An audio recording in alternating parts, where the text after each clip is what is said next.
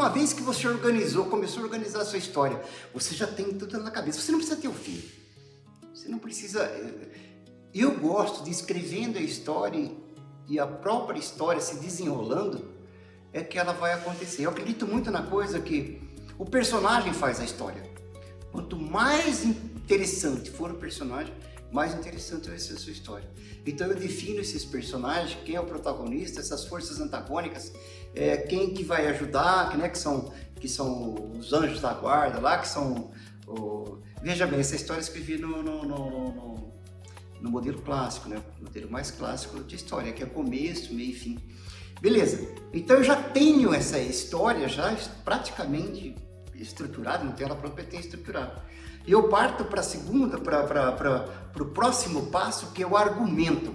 Eu preciso escrever o argumento, né? Então eu já divido a minha história em ato 1, ato 2 e ato 3, começo, meio e fim, né? Mais ou menos isso, para que eu tenha a organização da história dentro dessa estrutura. Isso que é uma coisa importante, porque é aí que você vai prender o espectador vai se afastar da sua história.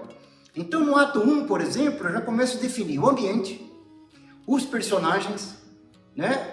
E o que vai acontecer. Então quando você você cria esse personagem, ele é vivo, né? E você começa a pôr esse personagem dentro da história, a história vai se desenrolando sozinha e vai se desenvolvendo. Então você escreveu o primeiro ato, eu escrevi o primeiro ato, com todo o seu ambiente, todas as características dos personagens, dos antagônicos, já tem tudo na cabeça. Primeiro ato, eu apresento tudo isso e apresento o desejo do personagem dentro do primeiro ato. Aí acontece alguma coisa que, nesse caso, ele conheceu como um estudante de gastronomia que se interessou pelo processo, porque ele tinha um TCC para desenvolver, ele chama Arno.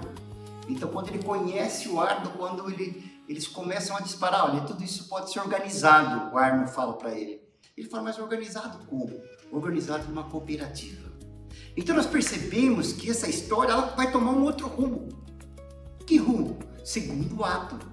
Então, no segundo ato, a gente vai trabalhar a história, vai desenvolver a história. Nós chamamos o segundo ato de desenvolvimento. A primeira parte do segundo ato nós chamamos de desenvolvimento. Então toda a história vai se desenvolvendo até metade do segundo ato.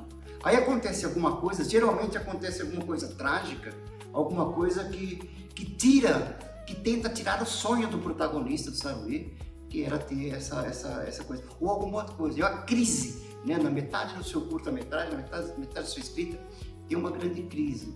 Acontece alguma coisa muito grave, que é o que aconteceu com o nosso personagem, né?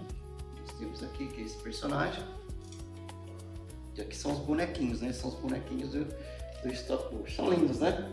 Olha que legal. Esses aqui são nossos personagens. E assim como a gente ama esses personagens, a gente ama os personagens da nossa história. Se isso não acontecer, fica meio complicado você escrever a sua história. Então acontece alguma coisa na metade do segundo ato, uma coisa dramática, profundamente dramática, que vai mudar a história completamente. Ou seja, que vai levar a sua história para ele ganhar, perder alguma coisa lá no clímax da história. Daqui a pouco nós vamos falar sobre isso. Então dispara a segunda parte do segundo ato. Eles começam a ter muito mais força, ter muito mais trabalho, ter muito mais envolvimento. A sua história também vai ser envolvida. O arco dramático dela começa a entrar numa curva que você chama a atenção do espectador, porque ali gera mistério, gera essa dramaturgia, esse choque, você vai ficar suspense, né? Vai dar certo, não vai? Beleza, e vai até o clímax. Você entra já para o terceiro ato. O terceiro ato, o que acontece no terceiro ato? O terceiro ato, então, você vai descobrir o que vai acontecer e vai começar a fechar essa história.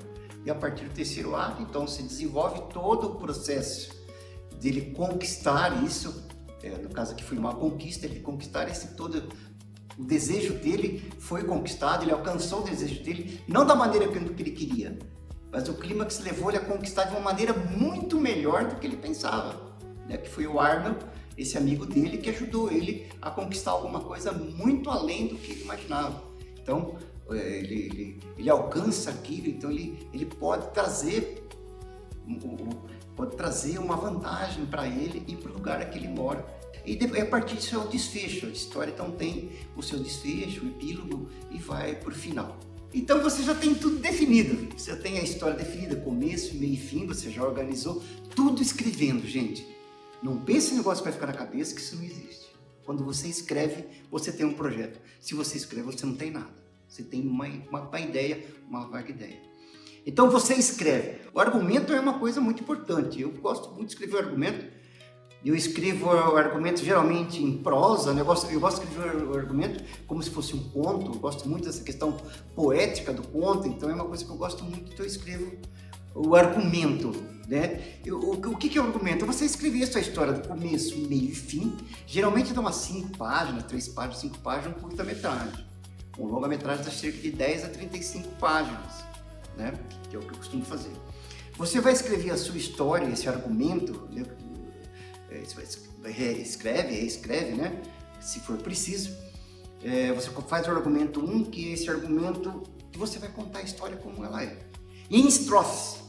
Você estrofe 1, estrofe 2, em estrofe começo, meio e fim. A partir do momento que você escreveu o argumento, veja bem, o argumento você escreve, reescreve, porque você tem que definir ali os personagens, começo, meio e fim. A sua história, ela é definida no argumento, nesse conto, do jeito que você quiser escrever o argumento. Eu gosto de reescrever várias vezes, eu reescrevo às vezes 7, 8, às vezes 10, 12 vezes o argumento, porque eu acredito que a escrita não está na escrita, está na reescrita. A reescrita, que cada vez que você vai pegar, você vê coisas e você vai aprofundando e fica uma coisa legal. Então esse é o momento do argumento.